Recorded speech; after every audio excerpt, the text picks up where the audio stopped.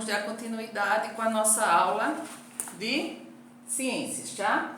Livro de ciências, páginas 110, 111, 112 e 113. Um pouquinho extenso, né? Mas a gente chega lá, tá? Na unidade passada, ou seja, na aula passada, nós vimos a introdução do assunto sobre as plantas, tá?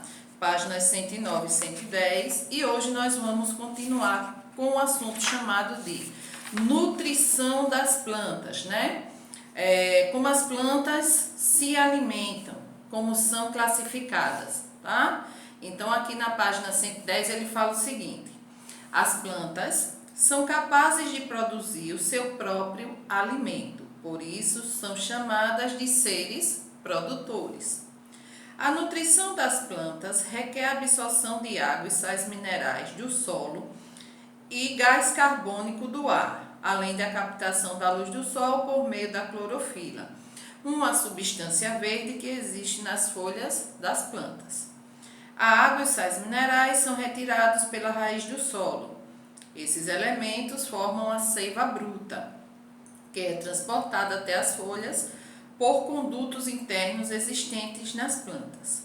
Quando a seiva bruta, o gás carbônico e a luz solar chegam às folhas, inicia-se o processo conhecido como fotossíntese. O processo de fotossíntese ocorre de dia e à noite juntamente com a respiração. Porém, é durante o dia que acontece a principal parte da fotossíntese sob o efeito da luz solar. Certo? Então essa parte aí é uma parte mais básica, né, que a gente já vem vendo no decorrer dos anos dos nossos estudos iniciais, tá? Então prosseguindo na página 111. Na respiração das plantas, as folhas podem absorver o gás oxigênio do ar ou da água, dependendo do ambiente que elas vivem, né? Porque a gente sabe que as plantas elas não vivem só fixa na terra. Tá? Existem plantas aéreas e plantas aquáticas. Então, cada planta tira o seu nutriente dependendo do lugar onde ela esteja fixada, tá? Já na transpiração, elas eliminam grande quantidade de vapor de água através de minúsculas aberturas chamadas estômatos. A transpiração mantém o equilíbrio de água na planta e colabora no ciclo da água. Como as plantas são capazes de produzir o seu próprio alimento, são classificadas como seres produtores. A nutrição das plantas requer a absorção de água e sais minerais do solo e de gás carbônico do ar, da captação da luz do sol por meio da clorofila, substância verde que existe nas folhas das plantas. É o que nós já vimos aqui na página 110, tá?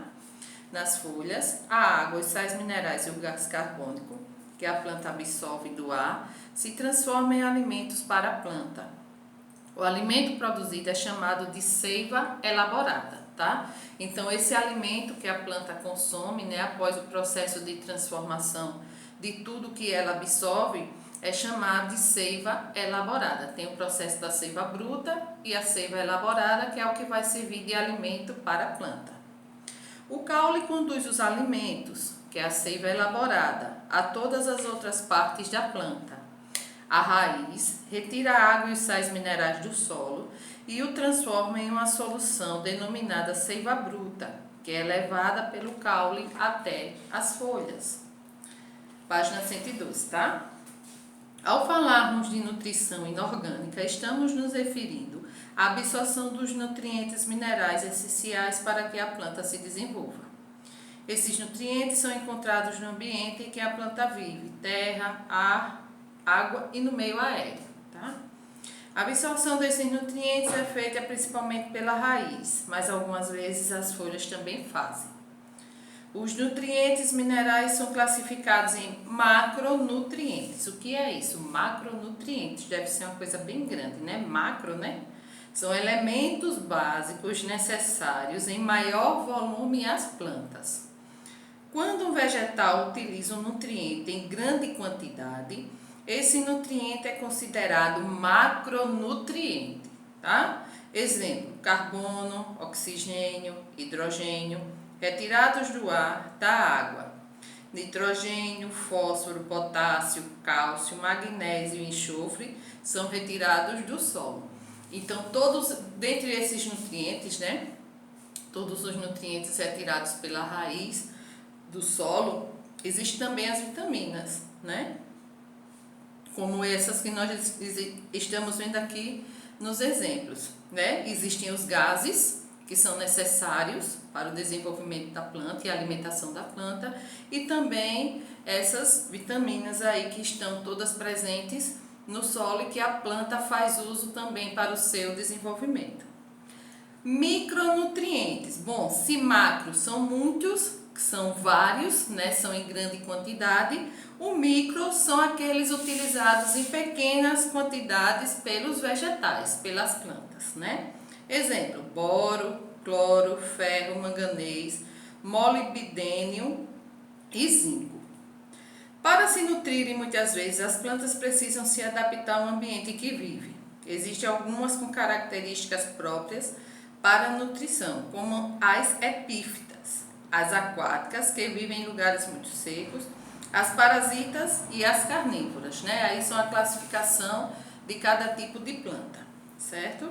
As plantas epífitas, presta atenção, se encontram em locais com formações vegetais muito densas, por isso se instalam em cima de outras plantas para receber melhor e com mais intensidade a luz solar. Algumas até desenvolvem estruturas em forma de copo como meio de captar a água da chuva, né? Geralmente quando a gente vê uma árvore, que em cima dessa árvore há outra planta, essa planta ela é chamada de epífita, porque se ela estiver no solo, em regiões de muita densidade, né, de muitas plantas grandes juntas, ela não vai receber a luz do sol, porém ela não vai se desenvolver. Então, como meio de se desenvolver, como meio de manter a sua existência, o que foi que ela fez? Ela se fixou, ela passou o processo de fixação sobre outra planta, geralmente uma árvore mais alta, né? Então é nesse ambiente aí que esse tipo de planta se desenvolve, são as plantas epífitas, tá?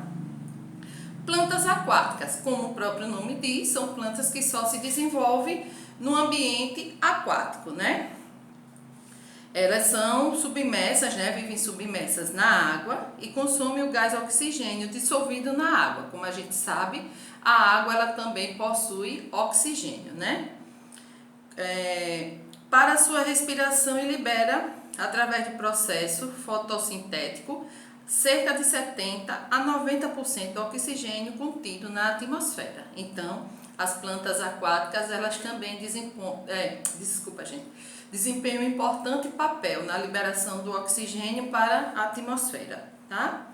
As plantas que vivem em lugares muito secos, geralmente essas plantas contêm água em seu interior, né? Que era para passar aquele longo processo de seca, de estiagem, para que elas sobrevivam. Aí, geralmente, quando a gente cita assim as plantas que vivem nesses ambientes, né, muito secos, ambientes que geralmente chove pouco, vocês já lembram de início dos cactos, né? Muito vistos nessas regiões, né? Por exemplo, quem vai para o interior de Pernambuco, as cidades mais interioranas, né? Da nossa capital, geralmente vê esse tipo de planta, que são os cactos que são típicas dessas regiões. Desenvolve uma estrutura especial para diminuir a perda de água, por isso as folhas se apresentam em forma de espinhos e os caules armazenam a água.